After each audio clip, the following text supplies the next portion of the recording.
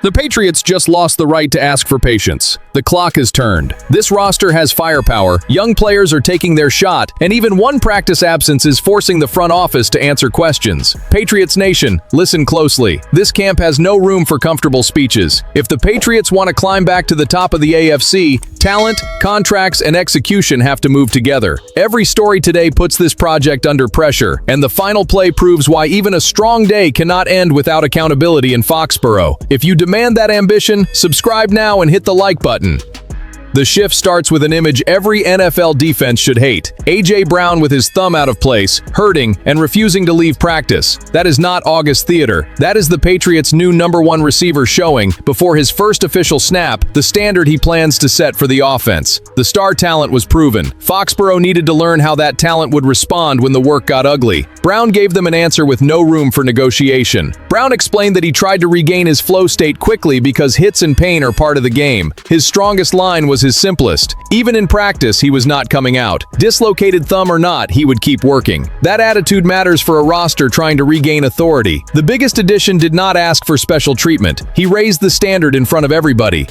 Nobody should reduce this blockbuster deal with Philadelphia to a future highlight reel. New England gave up a first-round pick because it understood the urgency of surrounding Maye with a field-changing target. Brown has cleared 1,000 yards in nearly every season. Missing that mark has been the exception. At 28, he arrives proven against heavy coverage, contact, and constant secondary attention. Stephon Diggs gave Maye a solid #1 target in 2025. Brown can raise the statistical and physical impact of that role.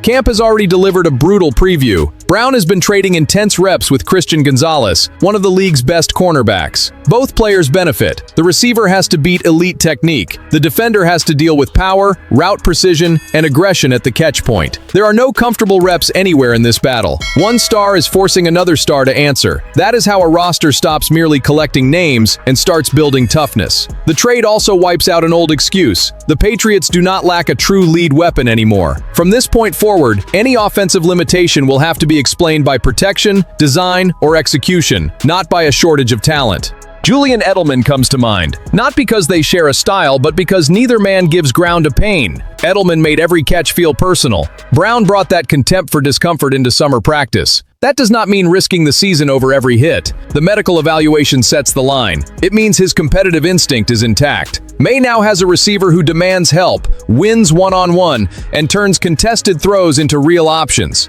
If the pocket holds, Brown opens space for Hunter Henry, Demario Douglas, and the other targets to attack better matchups. The offense gained a center of gravity. When the room's most accomplished player works like he still must earn respect, the guys fighting for final roster spots lose every excuse to disappear.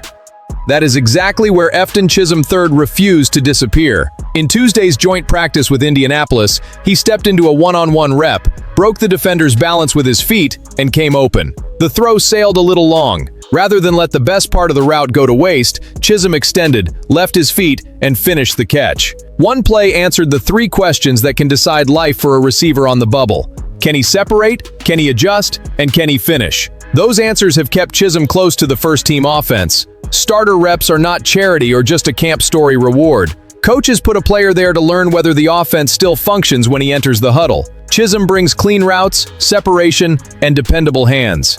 When the ball is not perfect, like against the Colts, he still finds a way to save the rep. That ability turns abstract depth into operational trust. The problem is pure roster math. A.J. Brown leads the room. Romeo Doubs, Demario Douglas, Kayshon Boutte, Mac Hollins, and Kyle Williams all make different cases. Chisum is not trying to beat one isolated name. He is attacking the assumption that 6 receivers will be enough. Mike Vrabel acknowledged that New England could carry 7 if their performance makes it necessary. That alone shows how much camp has changed the conversation. Being receiver number 7 is not enough. That spot has to survive the ripple effect across the offensive line, defense, and special teams. That is why Chisum's return work matters. If he can create value in the kicking game and enter the offense without shrinking the playbook, he stops being a luxury. He starts competing for a Sunday role. At this point on the roster, versatility does not decorate an evaluation. It buys staying power. Thursday's preseason game against the Colts brings the next demand. One-on-ones reveal technique cleanly. A game tests the correct alignment, coverage recognition, blocking when the ball goes somewhere else, and the response after a mistake. Chisum already produced the clip making the rounds with fans. Now he has to deliver the small decisions that make a coach trust him when a scoreboard is involved. I like this pressure because it tears down resume politics. If Chisum keeps winning, the Patriots cannot protect an old projection to avoid a hard decision. Carrying 7 receivers sounds excessive until the 7th proves he can help offense and special teams. Then the excess flips. Risking the loss of that player becomes the reckless move. Brown set the standard at the top of the room. Chisum is testing whether that standard truly applies to the player who started camp near the bottom.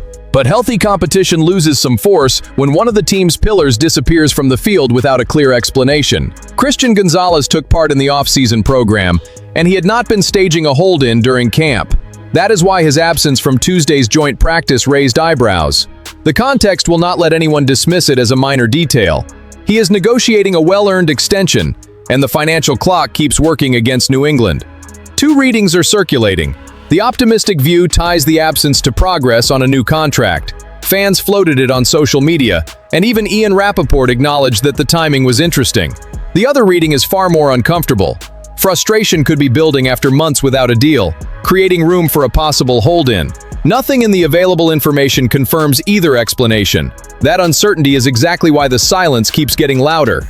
But Patriots Nation, this is where things get really interesting. This is not about guessing why he missed one Tuesday. The question is why the Patriots allowed these negotiations to reach a point where any absence by their best defender threatens the project's stability. Gonzalez has done everything expected of him, reached the Pro Bowl, and clearly become the piece that allows this defense to play aggressively. Paying a player like that is not a sentimental reward. It protects the architecture of the system. Other cornerbacks have signed extensions and pushed the market upward. Devin Witherspoon is also in line for a major contract. Every new deal can now raise the benchmark Gonzalez's representatives directly use. Waiting does not make elite talent cheaper. It only shifts more leverage across the table and invites an avoidable distraction into a camp that should be locking this season into place. Rappaport said a deal might wait until next year. That is the wrong kind of risk. New England faces Seattle in Week 1, and losing Gonzalez would change safety help, the freedom of the pass rush, and the way this defense handles the opponent's top targets.